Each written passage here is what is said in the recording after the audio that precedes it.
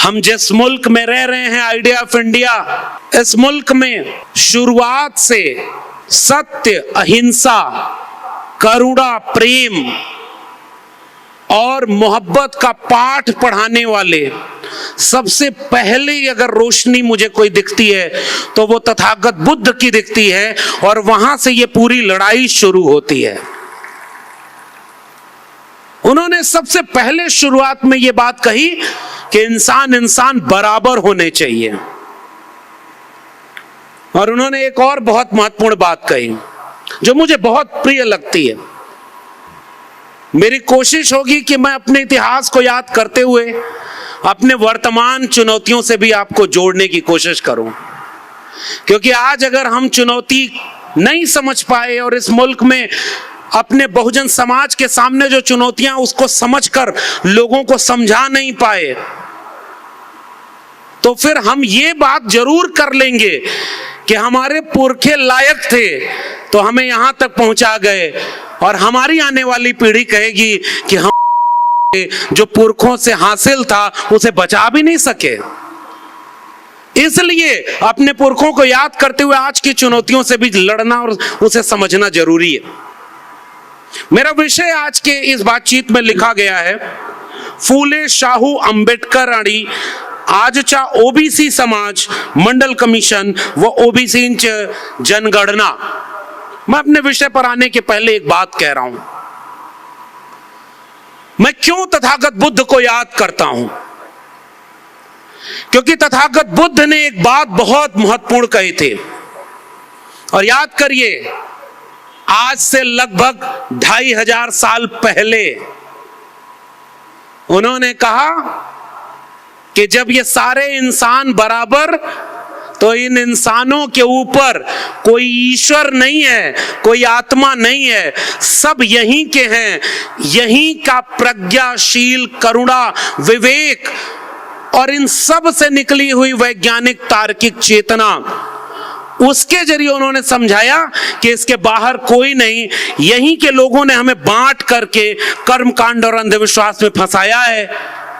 तथागत बुद्ध से उनके लोगों ने पूछा कि आपका असली पैगाम क्या है?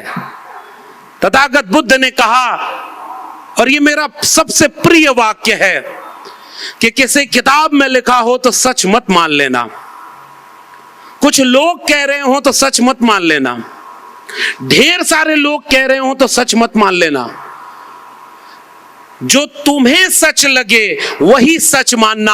अप दीपो भव, अपना दीपक स्वयं बनो। इसलिए मैं कह रहा हूं, सबसे पहली रोशनी आइडिया ऑफ इंडिया की तथागत बुद्ध है, और वहां से उन्होंने इंसानियत का पाठ इस मुल्क को पढ़ाया। ये एक युद्ध का दौर है साथियों। एक तरफ उनकी विचारधारा है जिनका नाम लेने से भी मैं इस मंच को हल्का नहीं करना चाहता, आप सब जानते हैं, और एक विचारधारा हमारी है जिसको हम शान से याद कर रहे हैं, और उसकी पहली मशाल तथागत बुद्ध थे। और बुद्ध के खिलाफ युद्ध किसने छेड़ा? आपने चूंकि ओबीसी वाले मुद्दे पर मुझे जोर देकर बोलने को कहा है, और ऐसे वक्त में कहा है जब इस देश का प्रधानमंत्री भी खुद को ओबीसी ही कहता है, तो मैं उसका फायदा उठाऊंगा और मैं ये सवाल पूछूंगा कि अगर अमेरिका में जाके इस देश के प्रधानमंत्री को यह कहना पड़ता है कि हम युद्ध के नहीं बुद्ध के देश हैं, तो हम यहां से सवाल पूछते हैं कि इस मुल्क के प्रधानमंत्री बताएं कि इस मुल्क में वापस लौटकर वो क्यों युद्ध बुद्ध के खिलाफ युद्ध छेड़े हुए हैं। उन्हें विदेश में बुद्ध याद आते हैं और यहां के बुद्ध को खत्म करना चाहते हैं। कैसे? इतिहास में भी दर्ज है कि बुद्ध के खिलाफ युद्ध किसने छेड़ा था। फिर भी वो विचारधारा वापस खड़ी होती है। और मैं साहित्य का विद्यार्थी हूं, मैं दिल्ली विश्वविद्यालय में हिंदी पढ़ाता हूं और महाराष्ट्र की जमीन पर खड़ा हूं। ज्ञानदेव, नामदेव, तुकाराम से होते हुए जो दूसरी सबसे बड़ी मशाल, मुझे महात्मा कबीर की याद आती है। कबीर, रैदास, पलटू दादू, भीखा, बुल्ले शाह, बाबा फरीद, चोखा मेला, बसवन्ना, वो एक क्रांति का दौर था जिन्होंने फिर से इस पूरे मुल्क को ही नहीं दुनिया को कहा कि इंसान इंसान सब बराबर हैं। काकर पाथर जोर के मस्जिद लई चिनाए ताचड़ मुल्ला बाग दे, क्या बहरा हुआ खुदाए। तो दूसरी तरफ कहा कि पाथर पूजे हर मिलें तो मैं पूजूं पहाड़, ताते ये चाकी भली पीस खाए संसार। अरे इन दोन राह न पाई, हिंदुन की हिंदुआई देखी तुर्कन की तुर्काई। अरे इन दोन राह न पाई। आप इस अपने इतिहास को जानिए। और मैं जानता हूं कि ये इस पंडाल में यहां जितने लोग आए हुए हैं वो तो जानते हुए लोग हैं। देखिए भाई, कुछ आलोचना भी मैं करूंगा। इस पंडाल में या इस सभागार में जितने लोग हैं, इनकी औसत उम्र अगर आप निकालेंगे तो कितनी होगी? अधिकांश लोग 50 साल और उसके ऊपर के हैं। नौजवान कहां हैं? और अगर नौजवान इस बहुजन समता पर्व में नहीं है तो खबरदार और चौकन्ने रहिए। कहीं कोई ऐसे लोग, ऐसी ताकतें आपके घर के बच्चों को किसी धार्मिक जुलूस में शामिल करके किसी मंदिर मस्जिद के झगड़े में तो इस्तेमाल नहीं कर रही है। और अगर हम उन्हें यहां नौजवानों को नहीं शामिल कर पाए तो अगली पीढ़ी को हम बताएंगे कैसे कि आपका इतिहास क्या है। और उस इतिहास में कबीर साहब ने एक सवाल पूछा था, माला तो कर में फिरे, जीव फिरे मुख माई, और मनवा तो 34 फिरे, यह तो सुमरन नाई। मन ना रंगाए रंगाए जोगी कपड़ा। मेरा पुश्तैनी गांव उत्तर प्रदेश में है, और उत्तर प्रदेश में जानते हैं ना इस समय राम राज्य आया हुआ है। आपके यहां महाराष्ट्र में तो सामाजिक और सांस्कृतिक आंदोलन बहुत मजबूत है। मैं दूसरी बार चंद्रपुर आया हूं। पिछली बार ओबीसी महिलाओं के साहित्यिक सम्मेलन में आया था, और इस बार बहुजन समता पर्व में। तो आपके बीच में जब मैं आता हूं तो लगता है कि इस मुल्क में सामाजिक सांस्कृतिक आंदोलनों का बहुत अच्छा वक्त चल रहा है। और कल है बाबा साहब की जयंती। एक बात बहुत महत्वपूर्ण मैं कहना चाहता हूं इस चंद्रपुर की जगह से, कि जश्न और जयंती में कल लाखों लोग इस मुल्क की सड़कों पर होंगे।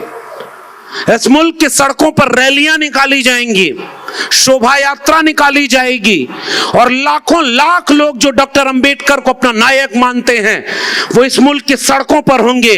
लेकिन मैं एक बात कहता हूं कि उनमें से सारी पुलिस हटाकर देख लेना, एक पत्थर और एक उत्तेजक नारा भी पूरे देश में कहीं नहीं लगेगा, क्योंकि अंबेडकर को मानने वाले लोग कभी हिंसा नहीं करते, वो मोहब्बत का पाठ पढ़ाने निकलेंगे। और इसी मुल्क में आप जाकर पूरे देश में देखिए, और मेरे उत्तर प्रदेश बिहार में धर्म के नाम पर जो रैली निकाली जा रही है उसमें रोज दंगा हो रहा है। ये कैसा धर्म का देश आप बनाना चाह रहे हैं? और तब मैं वापस अपने इतिहास को याद कर रहा हूं, और इस पंडाल से इस बात को बाहर ले जाने की और उन नौजवानों को बताने की जरूरत है कि बुद्ध के बाद मैंने कबीर का अगर जिक्र किया तो वो इसलिए किया कि कबीर साहब ने इस विरासत को समझा था कि ये धर्म के नाम पर लड़ाने वाले लोग आपके बच्चों से आपका हक छीन रहे हैं। वो चोर चोरी करने जब आता है तो कहता है ना, कौवा कान लेके भाग गया, तो आपकी अविवेकी भीड़ तुरंत कौवे के पीछे चली जाती है। हमने अगर विवेक और चेतना संपन्न नहीं किया, और जिन पुरखों को हम याद करते हैं उन्होंने हमें प्रज्ञाशील करुणा और बुद्धि विवेक दिया कि कोई अगर झूठ से दूसरी तरफ दिखाए तो सच से अपने सच और हक की तरफ देखना। उन शख्सों का नाम है फूले, अंबेडकर और पेरियार। उन्होंने सच से हमें रूबरू कराया, और वो सच से रूबरू कराने का इतिहास कबीर साहब का भी है। और कबीर साहब ने कहा कि तुम कत बाभन हम कत सूद, और हम कत लोहू तुम कत दूध। एक बूंद ते सब उत्पन्ना, कौन बाभन कौन सूदा। तो जो anti caste movement Tathagata Buddha के यहां से चला था, वो एंटी कास्ट मूवमेंट 13वीं 14वीं 15वीं शताब्दी में इस आइडिया ऑफ इंडिया में फिर से एक आकार लेता है। वो क्या कहते हैं वहां कि भाई पूजी विप्रशील गुणहीना। रामचरितमानस वाला विवाद आप लोग सुने कि नहीं? उत्तर भारत में आजकल रामचरितमानस वाला एक विवाद चल रहा है, और उस विवाद में एक सवाल पूछा गया है कि ये क्यों कहा गया कि पूजी विप्र। विप्र मतलब जानते हैं कि नहीं? विप्र मतलब ब्राह्मण। और ब्राह्मण के लिए क्या कहा गया? मुखस्य जायते ब्राह्मण बाहुर नाम क्षत्रिय। दुनिया में इंसान एक तरह से पैदा होते हैं, ये ऐसा अकेला देश है जहां कोई मुख से पैदा हुआ, कोई भुजाओं से पैदा हो गया। अगर इस देश के प्रधानमंत्री को ये बातें बतानी है बाहर विदेशों में जाकर, तो उनको जाकर बता दें कि भाई तुम लोग हमसे बहुत पीछे हो, हमारे यहाँ कोई मुख से और कोई भुजाओं से भी पैदा होता है। भाई आप जाके अपनी वाहवाही लूटिए, शेर पाला है, लेकिन आप नहीं बता सकते ये सारी बातें, क्योंकि इस बातों पर दुनिया वाले हंसेंगे। और हम आपसे सवाल पूछने, हमारे पुरखों ने आपसे सवाल किया और उन्होंने कहा कि तुम कैसे कहते हो कि पूज्य विप्रशील गुणहीना शूद्र गुणगण ज्ञान प्रवीणा। तब हमारे पुरखे रविदास ने कहा कि पूज्य चरण चंडाल के जो होवे गुण प्रवीण। और ऐसे आइडिया ऑफ इंडिया में हम अपने इतिहास को अपनी नई पीढ़ी को जानने देना चाहते हैं। और उस इतिहास के खिलाफ फिर मूवमेंट खड़ा हुआ। और तीसरा दौर जब मैं देखता हूं तो वो दौर है महात्मा ज्योतिराव गोविंदराव फूले का। और फूले साहब को जब मैं पढ़ता हूं, जानने की कोशिश करता हूं, तो एक किस्सा मुझे याद आता है कि फूले साहब, पढ़ाई छूट गई। लोग जब पढ़ने जाते थे फूले साहब, तो उनके घर पे जाकर के पिता को समझा दिया कि आपका बच्चा बिगड़ रहा है, क्योंकि जो घर पे ब्राह्मण आते थे उनसे वो तर्क करते थे। पढ़ाई छोड़वा दी। फिर दो लोग मिले, उन्होंने फिर से फूले साहब का नाम लिखवाया, पिताजी को समझाया।